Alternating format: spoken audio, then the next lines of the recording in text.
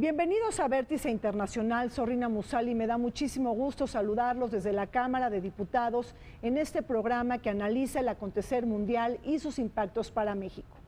La incertidumbre llegó a su fin con el sello de un nuevo acuerdo comercial entre México, Estados Unidos y Canadá que se negoció para reemplazar el Telecán y que se dio en medio de la furia populista, nativista y proteccionista de Donald Trump en Estados Unidos.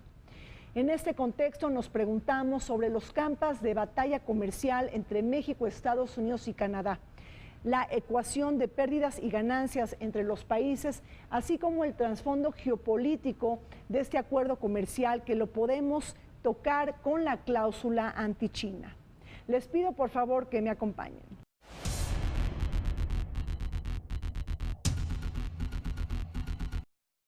Ante las descalificaciones que hizo desde campaña Donald Trump respecto al Telecán, al que llegó a calificar como el peor acuerdo comercial de la historia, desde agosto de 2017, representantes de los tres países socios entablaron, en el transcurso de varios meses, 7 rondas de negociaciones para modernizarlo. Posteriormente se realizaron únicamente sesiones bilaterales entre funcionarios de México y Estados Unidos, cuyos gobiernos anunciaron el 27 de agosto de 2018 que habían alcanzado un acuerdo en la renegociación del Tratado de Libre Comercio, al que Canadá dio su visto bueno el 30 de septiembre siguiente. El nuevo Tratado Estados Unidos-México-Canadá, TEMEC, y conocido originalmente como USMCA por sus siglas en inglés, tendrá una vigencia inicial de 16 años y pasados los primeros 6, se hará una revisión para los siguientes 16 y así sucesivamente.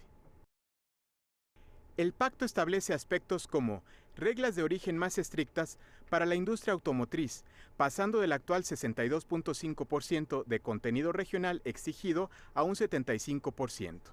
Además de establecerse que de un 40 a un 45% de cada automóvil ensamblado en la región deberá fabricarse en zonas de salarios de al menos $16 la hora, lo que beneficia a Canadá y Estados Unidos. En materia de propiedad intelectual, se extiende el plazo mínimo de derecho de autor a 75 años para obras artísticas y se resguardan por 10 años los datos para medicamentos biológicos. Otros cambios importantes son la actualización de temas relativos al auge del Internet y el comercio electrónico, eliminándose restricciones a los proveedores en el uso de firmas electrónicas para facilitar las transacciones y garantizándose que las protecciones al consumidor se apliquen al mercado digital. Una vez aprobado por cada uno de los 3 países socios, el TEMEC dirigirá la relación comercial de México, Estados Unidos y Canadá en sustitución del Tratado de Libre Comercio de América del Norte, vigente desde el 1 de enero de 1994. Después de un año de negociaciones tensas, ácidas y desafiantes, el suspenso terminó con el cierre negociador de un nuevo esquema trilateral entre México, Estados Unidos y Canadá, que dotaron de certidumbre jurídica a las transacciones económicas y comerciales entre los 3 países. El futuro de América del Norte quedó sellado bajo un nuevo esquema trilateral, es decir, el reemplazo del Telecán, con un nuevo acuerdo que pudiera adaptarse a los nuevos condicionantes de la economía internacional, pero sobre todo a los dictados de la furia populista, nativista y proteccionista de Washington y de Donald Trump, que culpaban precisamente a este acuerdo comercial de perder empleos manufactureros y de abonar al proceso de desindustrialización de la Unión Americana. Algo lejos de la verdad, porque en la narrativa trumpista se esquivaba el proceso de la automatización, la robotización y la cuarta revolución industrial. México no buscó la renegociación del Telecán, ¿no? Fue algo que Trump en campaña lo mencionaba de manera constante y bueno, ya estando en la oficina Oval, lanza la propuesta de que va a renegociar el tratado y luego su representante comercial, el embajador Robert Steyer, el 18 de julio de 2017 presenta la agenda, el documento con 22 puntos, el cual fue la base para que a mediados de agosto del año pasado, pues comenzara ya todo el proceso de la renegociación del Telecán, que nos llevó a 8 rondas de negociaciones, y bueno, pues ahora tenemos el nuevo acuerdo comercial. Uno de los aprendizajes importantes es, primero, la relación México, Estados Unidos y Canadá es valiosa, es importante para los 3 países, y mantener esta esfera de colaboración, de cooperación, de libre comercio es algo que los 3 países aprecian, no solo los gobiernos, sino las empresas, los congresos, los grupos empresariales, los académicos, en fin, la gente que influye en las decisiones de los países. El segundo aprendizaje, creo, es que a pesar de que siempre tuvimos la espada de Damocles de la posibilidad de que Estados Unidos decidiera denunciar o retirarse del Telecán y romper la vinculación comercial, nunca ocurrió, ¿no? Siempre estuvo la amenaza, pero creo que el peso gravitacional de la relación comercial es tan fuerte que incluso el deseo político de Trump de poder tomar una decisión como esas, que iría muy en línea con su forma de pensar, no se llevó a cabo. Embajador, después de más de una treintena de capítulos y de cientos de páginas del nuevo acuerdo comercial entre México, Estados Unidos y Canadá, ¿cuál es su primera lectura de este acuerdo comercial? El contexto internacional es un contexto en el cual el proteccionismo ha surgido de una manera tan importante que el día de ayer el director general de la OMC dijo que si continuaban los aumentos arancelarios por parte de Estados Unidos, las represalias por parte de China, las represalias por parte de otros países, podría llegar a afectar al 17% del comercio mundial. La directora general, es la directora gerente del Fondo Monetario Internacional, dijo que el comercio tiene el riesgo, las restricciones comerciales tienen el riesgo de llevar al mundo a una reducción sustancial en la tasa de crecimiento. En medio del frenesí demográfico de Estados Unidos por la revuelta blanca, obedeciendo al envejecimiento, el declive de la población anglosajona, el aumento de las minorías raciales, es que la narrativa trumpista tipificó a México como un país enemigo, propuso la construcción del muro fronterizo, criminalizó a migrantes, separó a niños de sus familias y militarizó la frontera con las tropas de la Guardia Nacional. Fue en un contexto de máxima hostilidad que Donald Trump, de cara a las elecciones intermedias del 6 de noviembre en Estados Unidos, se moderó políticamente para aceptar un nuevo acuerdo comercial y presentarlo como un logro indiscutible en materia de política exterior, al haber desfundado, según su discurso, el peor acuerdo de libre comercio firmado en la historia de los Estados Unidos. Yo creo que los 3 países ganan. Si nos concentramos en la parte de México, México no perdió acceso preferencial a su principal mercado, en el cual coloca el 81.12% de las exportaciones totales que México vende en el mundo. El mercado estadounidense representa en términos de exportaciones para el Producto Interno Bruto el 26% de la riqueza que genera el país. Entonces, México en este aspecto gana en ese punto. Yo pienso que no perdemos, que todos ganamos. El error, la política económica de la administración Trump está basada en el déficit comercial. Si tengo un superávit, gano. Si tengo un déficit, pierdo. Lo cual no es cierto. Y además, los déficits comerciales y los déficits en cuenta corriente son un problema macroeconómico. Es la brecha entre el ahorro y la inversión privada, más la brecha entre el gasto público y los impuestos. Si bajo los impuestos, pues lo que vas a tener es un incremento en el déficit. Y el señor Trump bajó los impuestos. Entonces va a tener un déficit. El déficit va a continuar siendo de otros países. Lo que está haciendo el Tratado de Libre Comercio es reforzando la posibilidad de comerciar entre los tres países. Creo que el tratado tiene mucho de lo que Trump deseaba, conceptualmente hablando. Creo que incluso tiene una afinidad con lo que el gobierno del presidente López Obrador querrá hacer. Los dos son líderes que ven hacia adentro de sus países, que buscan el fortalecimiento de zonas que ellos consideran que han sido relegadas del crecimiento económico. Cuando tú escuchas hablar a Trump sobre la reactivación de las zonas mineras y carboníferas de Virginia Occidental o de zonas industriales del Midwest, pues estás escuchando a López Obrador hablando de Oaxaca, hablando de Guerrero, hablando de Chiapas, hablando de zonas del país que se quedaron fuera del dinamismo industrial del primer Tratado de Libre Comercio. Entonces, desde ese punto de vista, el futuro gobierno de México y el gobierno de los Estados Unidos tienen puntos en común en el que dicen los tratados comerciales deben de ser para fortalecer nuestra estructura interna, nuestra capacidad industrial.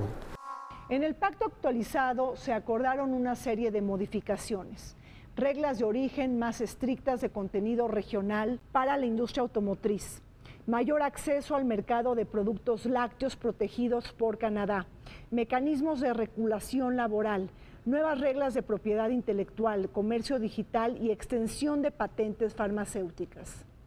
Sin duda, una de las grandes ganancias que defendió y acreditó Canadá y no México fue el mantenimiento del artículo 19 de solución de controversias para los casos de dumping y subsidios, un articulado de gran importancia para ambas naciones debido a la tradicional postura estadounidense de utilizar estos mecanismos como medidas proteccionistas y discriminatorias. Asimismo, Estados Unidos desistió de la cláusula sunset o de la llamada muerte súbita del tratado al garantizar la vigencia del mismo por 16 años y una revisión cada 6 con la opción de extenderlo otros 16 años más. Tiene mucho que ver con lo que México dejó de hacer. Si tú recuerdas, nosotros anunciamos que había habido un acuerdo comercial un viernes y el presidente Trump le dijo a Canadá, y tienes hasta el otro viernes para decir si te sumas o no. Le dio un ultimátum, ¿no? Y podemos ir solos con México. Y así envió la carta al Congreso diciendo ya tengo un acuerdo con México y empiezan a correr los días para una discusión en el Congreso porque ya tengo un acuerdo. Canadá no tuvo tanta prisa, y Canadá no tuvo tanta prisa porque, en primer lugar, no quería jugar a los tiempos de Trump. Se dio la oportunidad de decir, a ver, espérame, estamos hablando con un país soberano, tus tiempos no se aplican. Segundo, sabía que los tiempos se extendían, que había cierto margen de maniobra y que si se comprometía a una semana limitada con Trump, iba a tener que ceder. Canadá también en la parte de las negociaciones prevalece sin duda lo que estaba tanto poniendo sobre la mesa, que es lo referente a soluciones de controversias.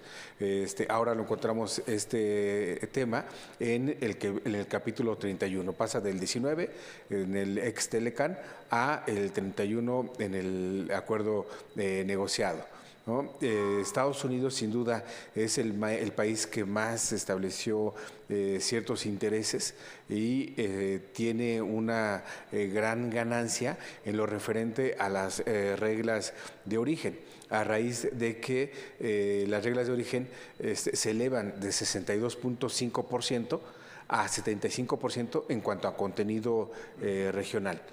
Canadá cede el mercado de lácteos a cambio del artículo 19 y 20 en materia de solución de controversias, que por cierto fue una muy buena noticia para nuestro país. Lo que Estados Unidos gana es una cuota de mercado para el mercado de lácteos de Canadá. Canadá mantiene algo que a nosotros también nos interesaba mucho, que era precisamente el artículo 19. El artículo 19 es uno de los 3 artículos que tienen que ver con la solución de diferencias.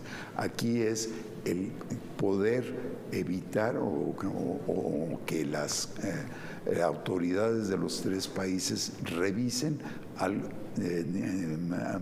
sus resoluciones sobre dumping, o sea, derechos antidumping y derechos compensatorios. Entonces, esto es algo que nos beneficia a los 3 países, a los 3 porque Estados Unidos también se ha beneficiado enormemente de este artículo. Las aspiraciones del gigante del norte quedaron disipadas con el nuevo acuerdo trilateral entre México, Estados Unidos y Canadá, sobre todo ante la concesión que hicieron los socios más débiles de esta cadena ante una relación asimétrica y dispar. Pero en esta lógica cabe preguntarse si realmente se privilegió la divisa de libre comercio o más bien se trató de privilegiar un comercio más regulado, administrado y condicionado por los intereses estratégicos de Washington. ¿Realmente estamos hablando de libre comercio? Y es que mantener este tratado trilateral a cambio de regularlo fue la cortapisa y la invectiva proteccionista que buscó mantener la narrativa trumpista. Además, llama profundamente la atención que en este nuevo esquema trilateral no se hayan podido levantar los aranceles que Estados Unidos le impuso al acero y al aluminio de México y de Canadá. Esto sobre todo atiende a una propuesta para apostar a los beneficios del cinturón del acero en la Unión Americana frente a las elecciones intermedias de Estados Unidos. Este acuerdo tiene mucho de lo que nutre sus corrientes ideológicas. Creo que lo que más extrañaré yo de este nuevo acuerdo es la visión regional, el que nosotros podamos aspirar como región a algo mayor, el que pudiéramos decir América del Norte, como tú bien planteabas, ya se perdió incluso en el nombre. Ya hoy sabemos que se va a llamar el TEMEC, ¿no? El Tratado México-Estados Unidos-Canadá en español. Bueno, habla mucho de esta segmentación, de esta suma de 3 países, pero que no hacen una región. El tratado, que tiene una connotación totalmente distinta en la parte jurídica en México con relación al acuerdo en Estados Unidos, pero en el mismo nombre como tal no se encuentra. Y esto nos lleva a una figura de los 80s, cuando estaba latente el crecimiento del proteccionismo en torno a ese comercio administrado. En el sentido de que a cuentagotas se va a determinar cuál es el proceso a seguir, y eso yo creo que es una parte fundamental de lo que en Estados Unidos se está determinando como el patriotismo comercial, ¿no? Que es ahí donde vamos a entrar en esta segunda parte de la administración de Trump a partir de 2019. Está regulando el libre comercio en el sentido de que los mercados se mantienen abiertos. Y desde luego hay pues algunos cambios en el tratado, los cuales la gran mayoría son magníficos. Yo fui el negociador en el Telecán 1, el negociador de servicios. No negociamos telecomunicaciones básicas, lo cual fue culpa de los Estados Unidos. Yo lo puedo decir, 25 años después, Estados Unidos tenía las baby bells. Entonces no hubo negociación, ya lo tenemos. Pero las telecomunicaciones básicas, que es cuando tomas el teléfono y llamas, bueno, ya todos tenemos nuestro celular, también estaba regulado. Pero también lo más importante es la economía digital.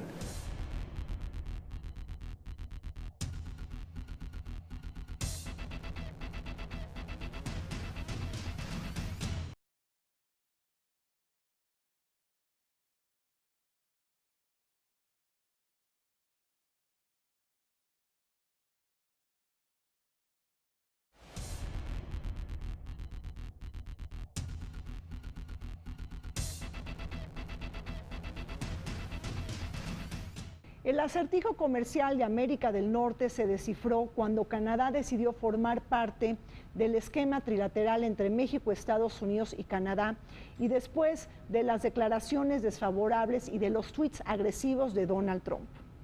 Y es que las diferencias más recientes se dejaron entrever en la cumbre del G7 que tuvo lugar en Canadá, cuando Donald Trump, el presidente de Estados Unidos, haya tachado a Justin Trudeau como el líder más débil y deshonesto, y quien, por cierto, no firmó la declaración final de la cumbre del G7. Por otro lado, hay que entender que Canadá se sintió marginada del entendimiento comercial que de manera preliminar llegaron Estados Unidos y México, un acuerdo al que el mismo Ottawa tuvo que sumarse bajo ciertas definiciones y ciertos parámetros. Pero Canadá también se sintió cobijado debido al posicionamiento de los congresistas en el Capitolio de Estados Unidos, cuando señalaron una y otra vez que no ratificarían un tratado bilateral si no incluiría la participación de Canadá. Canadá sigue de manera lineal su estrategia que ha implementado en negociaciones internacionales. La posición que jugó Canadá ahora en la renegociación del Telecan es más o menos el mismo proceso que utilizó en la negociación del TPP para reconfigurarlo al TPP.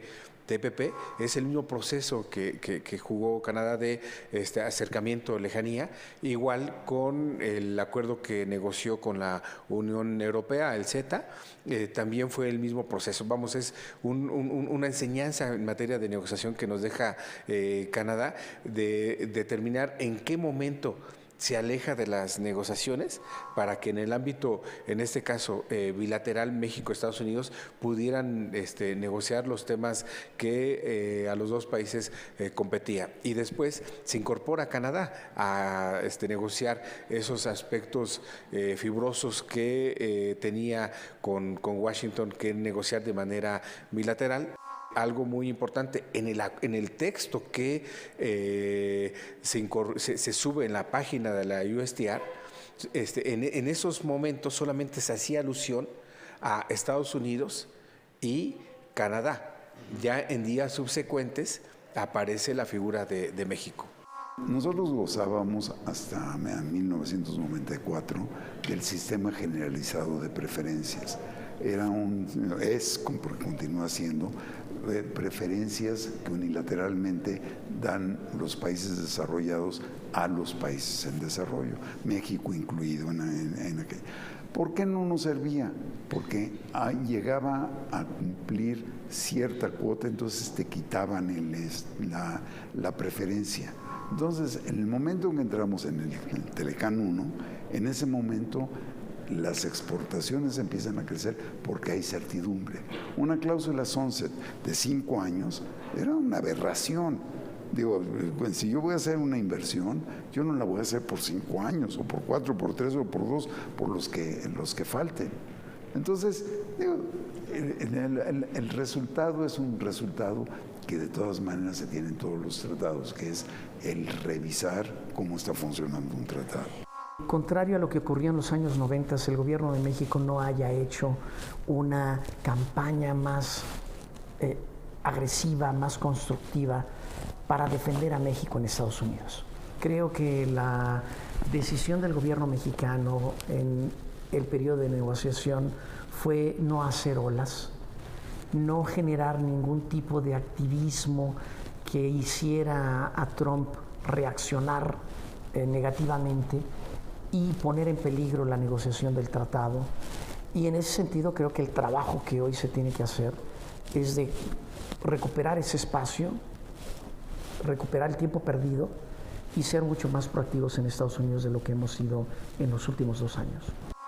Ante la narrativa y discurso proteccionista y aislacionista de Donald Trump, lo más lógico era que México y Canadá construyeran un frente común para atemperar al gigante de América del Norte. Pero esto no sucedió así.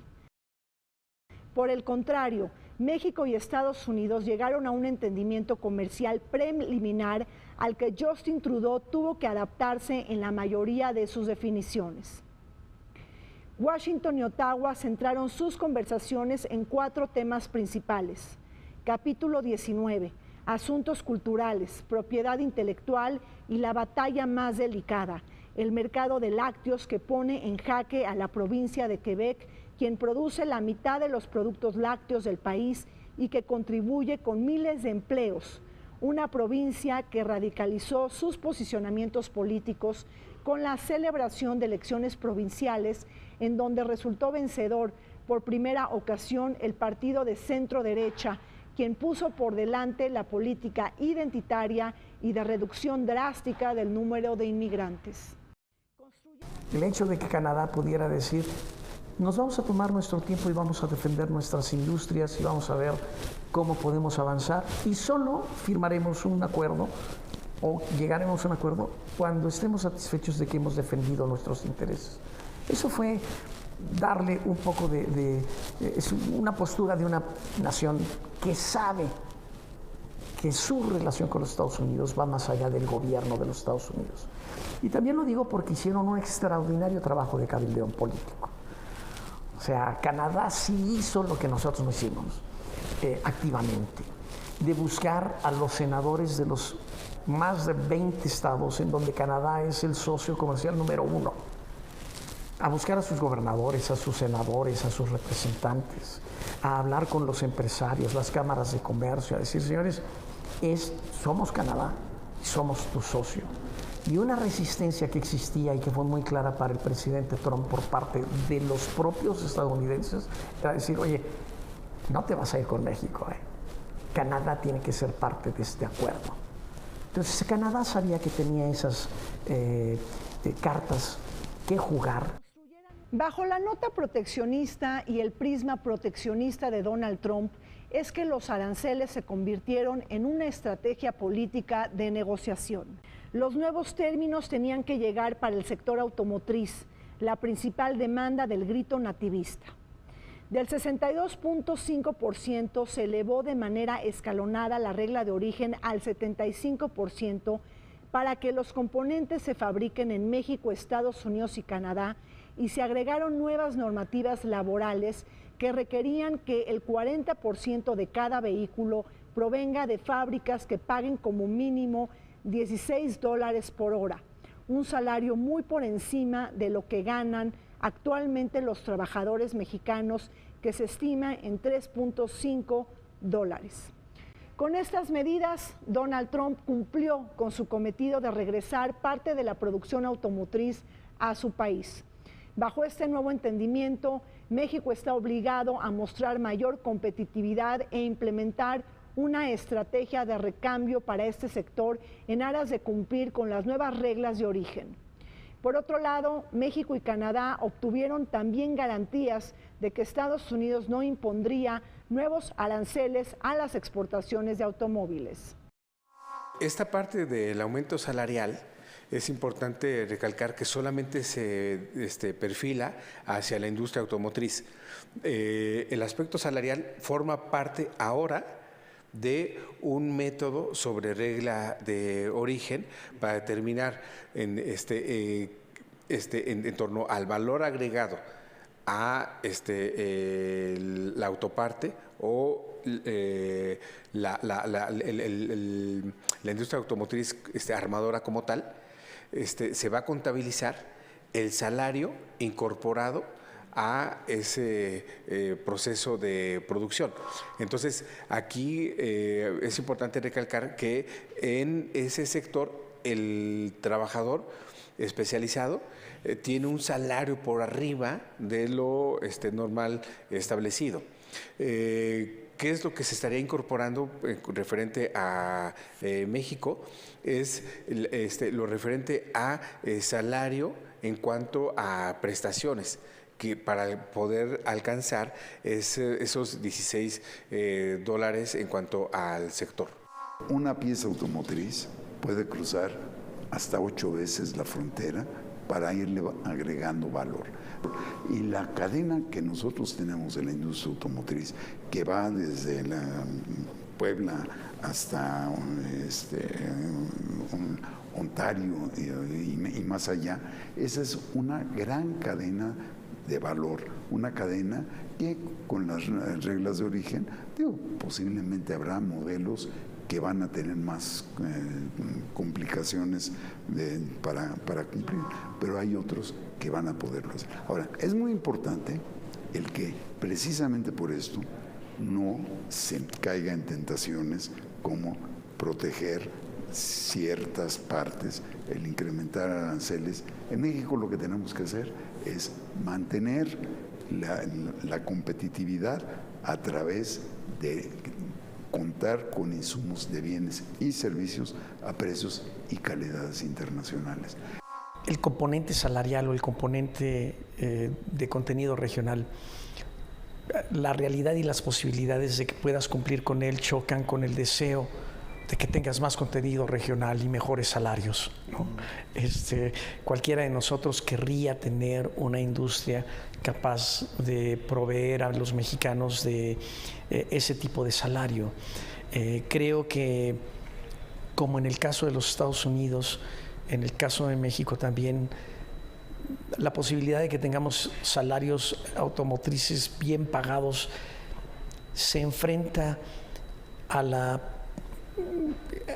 incentivo de la industria de automatizar procesos y de hacer inversiones en inteligencia artificial, en robótica, etcétera. Entonces, es muy probable que lo que tengamos nosotros sean inversiones que sustituyan mano de obra de bajo costo, que sí eleven ciertos salarios para compensar, pero que ya no tengas una planta industrial que sea tan intensiva como lo es hoy en salario.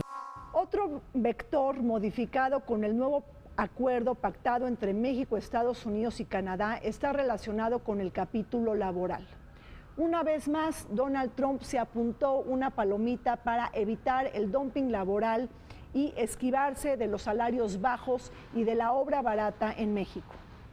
Con este aspecto es importante comentar que México debe de reformar su ley laboral para vincularse con las normativas que dicta la Organización Internacional del Trabajo y evitar trabajo infantil, pero también el trabajo forzoso. Es decir, la Organización Internacional del Trabajo que también dicta otras normativas relacionadas con la seguridad y la salud en el empleo. Por otro lado, también es importante comentar que dentro del esquema laboral se reconoció y se le dio personalidad jurídica a los trabajadores migratorios.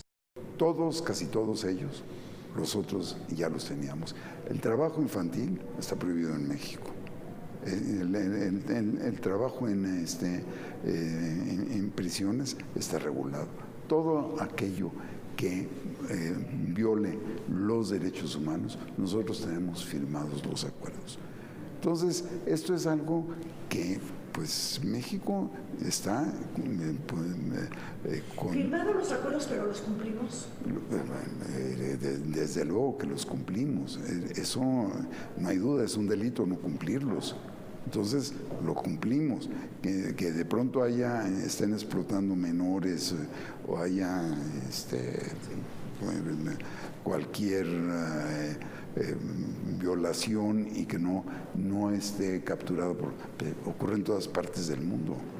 Sin duda, el capítulo 24 del acuerdo negociado va a levantar ámpula en el sector laboral en México. De manera particular, el artículo 24.3 del acuerdo negociado entre Estados Unidos, México y Canadá precisa dumping laboral.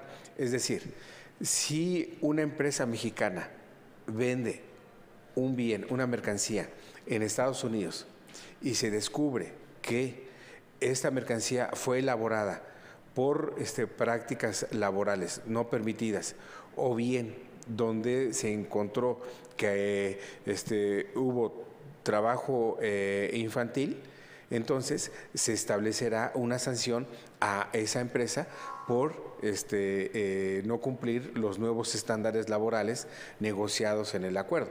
Y lo que vemos aquí, sin duda, es el Acuerdo 98 de la Organización Internacional del Trabajo, que sanciona este tipo de actividades.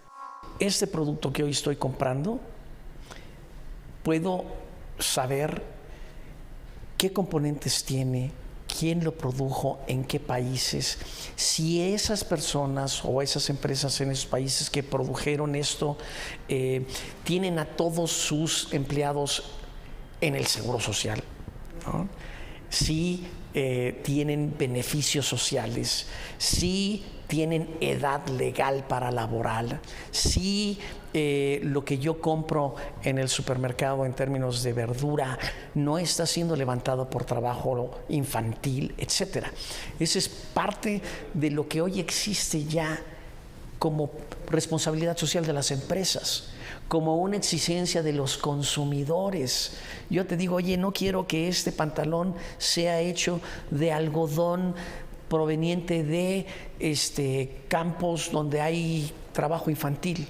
No quiero que este sofá tenga madera que no sea certificada. No quiero que este chocolate provenga de aceite de palma que fue producto de la deforestación en Indonesia. Eso ya existe en lo que es las transacciones comerciales actuales de empresa a consumidor.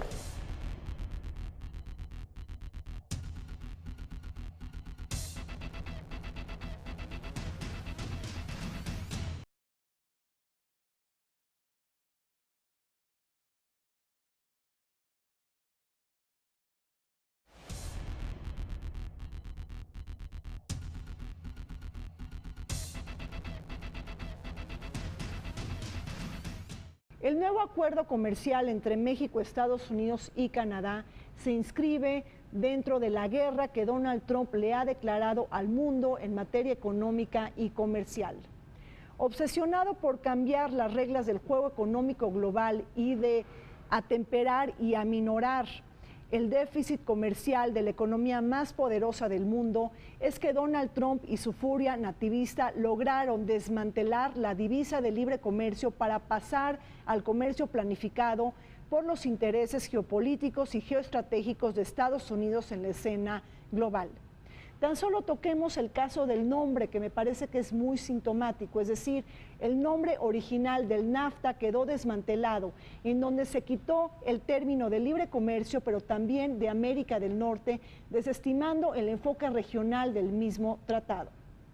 Por otro lado, es importante comentar que con esto queda desfundada la ideología del globalismo para abrazar la doctrina del patriotismo, las frases y las palabras que utilizó Donald Trump en la pasada Asamblea General de Naciones Unidas que tuvo lugar hace unas semanas en Nueva York. Y bajo este espíritu de voluntad para firmar y para negociar un nuevo acuerdo que reemplace el Telecán, ¿por qué no se levantaron los aranceles del aluminio y del acero de Estados Unidos sobre Canadá y México? Sencillamente es un tema aparte. Ahora, aquí es muy interesante, y vuelvo a la parte multilateral, que es muy grave lo que está ocurriendo. Estados Unidos arguye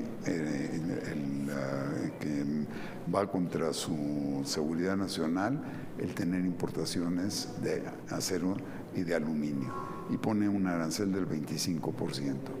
Y luego todos los afectados van y sin pasar primero por la OMC, lo cual es muy grave. Estados Unidos no pasa por la OMC, y los otros países también sin pasar por la OMC dicen, esta es mi represalia, salvo México, que dice, yo estoy invocando el Tratado de Libre Comercio de América del Norte, donde para todo efecto práctico las salvaguardas están prohibidas, y estoy invocando la OMC.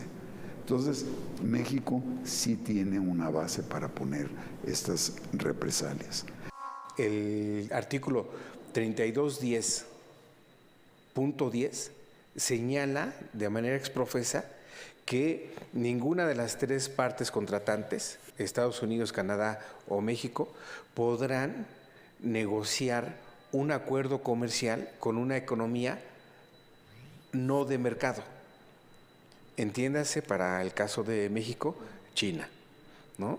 Este artículo subrayo el 32.10, de manera precisa señala esto, lo cual coarta la estrategia de diversificación que México pudiera tener en torno a buscar con China un acuerdo comercial del índole que se trate, no necesariamente un tratado de libre comercio. ¿Sí? Puede ser un acuerdo de asociación estratégica, puede ser un acuerdo de asociación económica. Creo que hay que ver todavía cómo se plasma en un lenguaje legal. Y más allá de cómo se plasma en un lenguaje legal el propio tratado, el tratado tiene por eso una fase muy larga dentro de los legislativos de los países, porque afecta a otras leyes. Entonces, estos son meses en que eso que tiene el acuerdo, que posiblemente tenga implicaciones tributarias, o que tenga implicaciones de propiedad intelectual, o que tenga implicaciones de diferentes tipos, afecta legislaciones específicamente en esos temas. ¿Cómo se plasma ese aspecto en una legislación? Tendríamos que verlo. Pero número dos, este es un acuerdo de largo plazo.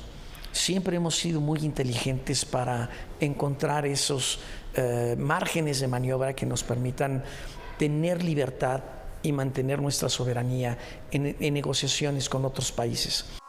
La narrativa contenciosa de Donald Trump frente a China, el gigante asiático acusado de manipular monedas, robar propiedad intelectual y destruir empleos manufactureros en Estados Unidos, llegó al mismo texto del acuerdo trilateral entre México, Estados Unidos y Canadá. Este tratado, que tiene un claro mandato geopolítico de evitar que sus socios comerciales puedan firmar un acuerdo con economías de no mercado. Esta referencia hace una clara alusión a China, aunque existen otras economías como Corea del Norte y Cuba que entran en el mismo clausulado. Atrincherarse en el regionalismo económico y doblar los coqueteos diversificadores de Canadá y México con China en materia comercial es otro de los objetivos estratégicos de la Casa Blanca. Según el artículo 32.10, en caso de existir la intención de negociar por parte de sus socios con una economía de no mercado, el término utilizado cuando China ingresó a la Organización Mundial del Comercio, Estados Unidos pudiera salirse del tratado comercial. Aquel político, aquel funcionario que ahora hable de diversificar la relación comercial con China, ¿sí?, es que está utilizando el discurso político sin fondo, porque ahora este artículo coarta esa libertad. Y algo muy importante, mete a México en la zona de seguridad comercial de Estados Unidos en una coalición contra China. Está limitando a más no poder el artículo 91 de la Ley de Comercio Exterior, que habla de la promoción de las exportaciones. Entonces, estos 7 grandes niveles de interlocución que se ha logrado tener con China, ¿sí?, se van a eliminar si se pudiera meter estos 7 niveles en posible acuerdo. Ante este nuevo acuerdo comercial entre México, Estados Unidos y Canadá, se coarta la libertad de México y de Canadá para negociar otros esquemas comerciales con economías no de mercado, es decir, haciendo una clara equivalencia frente a China. Como lo leo yo, no se coarta ninguna libertad de México de poder no solamente incrementar el comercio con China, que es un mercado que ha sido el motor de la economía mundial durante los últimos años, y tenemos grandes posibilidades de incrementar nuestras exportaciones hacia China. De hecho, China ante la guerra comercial que tiene con los Estados Unidos, China ha reducido sustancialmente sus aranceles aplicados a México y a otros países, ¿no? En base a la nación más favorecida. Entonces, no tenemos ningún problema con esto.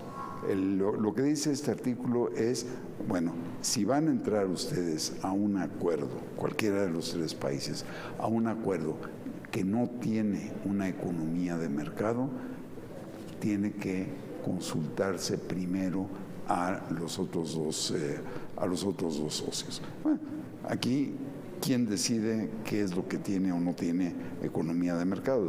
Yo creo que no vamos a tener un acuerdo con China en el corto plazo que cumpla con el contenido de un tratado como el que tenemos con Canadá y Estados Unidos.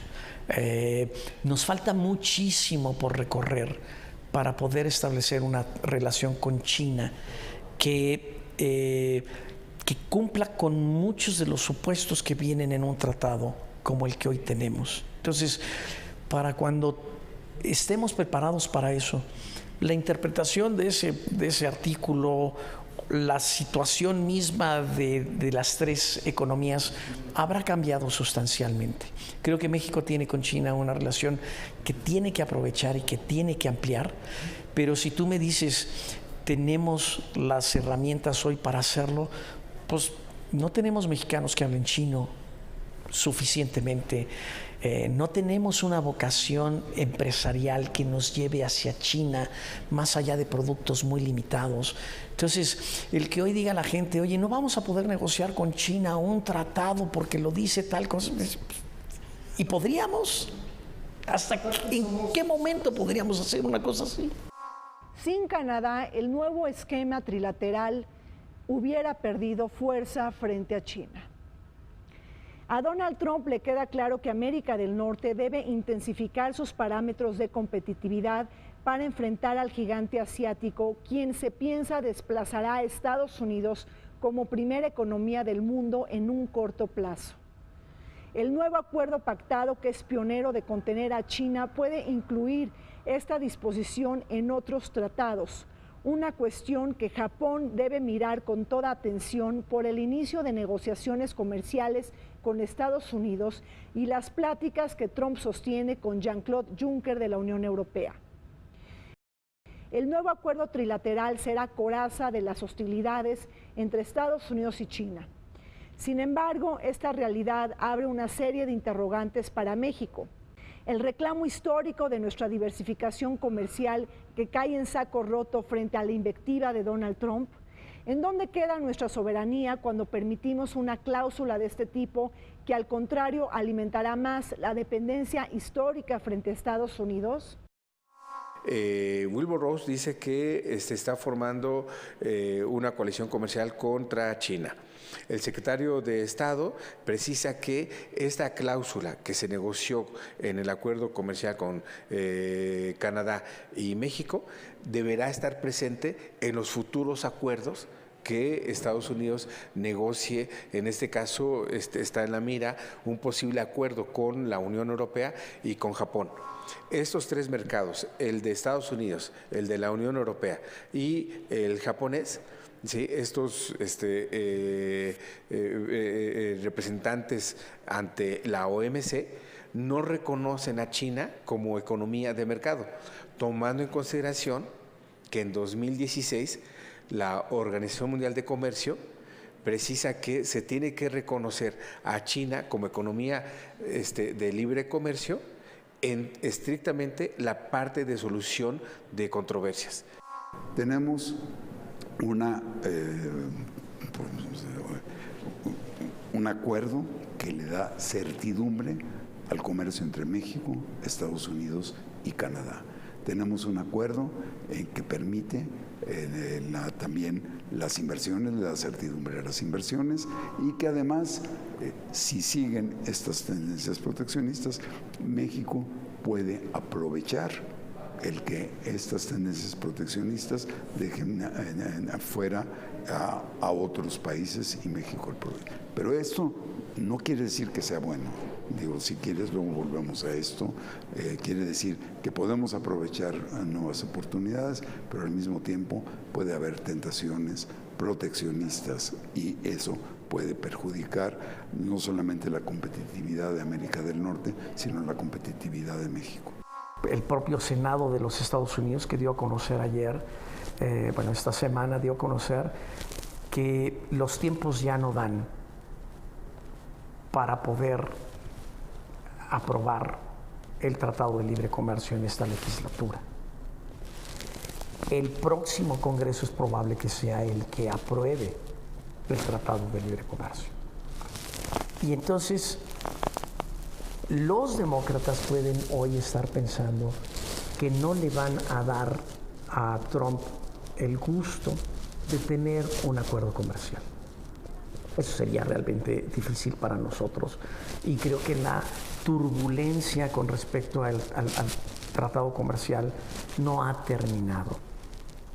Hay que ver el hecho de que el Congreso o el Senado de Estados Unidos pudiera cambiar de manos y que los demócratas decidieran tardar en aprobar el tratado, nos regresaría al escenario anterior, en donde Trump, para presionar, podría decir, bueno, pues tampoco hay Telecán.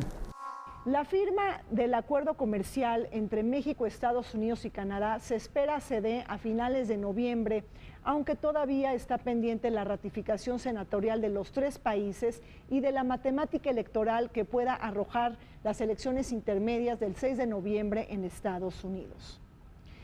Pero más allá de los tiempos políticos y de los calendarios electorales, el mensaje para México es implacable y contundente. Nuestro país debe de seguir invirtiendo recursos económicos y capital humano para incidir en la percepción de la opinión pública estadounidense y atemperar el sentimiento antimexicano en la Unión Americana. Es decir, no podemos abandonar la estrategia del cabildeo político o el llamado lobby que hacemos en Washington con el objetivo de mejorar la percepción de la opinión pública. Tenemos que incluir a todos los actores que nos ayuden a mejorar nuestra imagen de México en el mundo. Tiene que pasar o está pasando por la revisión legal de los abogados.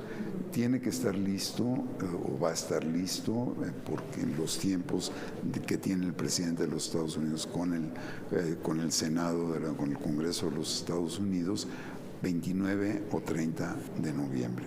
Entonces, en ese momento se firma el Tratado de Libre Comercio y luego ya pasa en cada uno de los tres países por los tiempos, en el caso de México por los tiempos del Senado, en el caso de Estados Unidos por el Congreso y en Canadá por su Parlamento.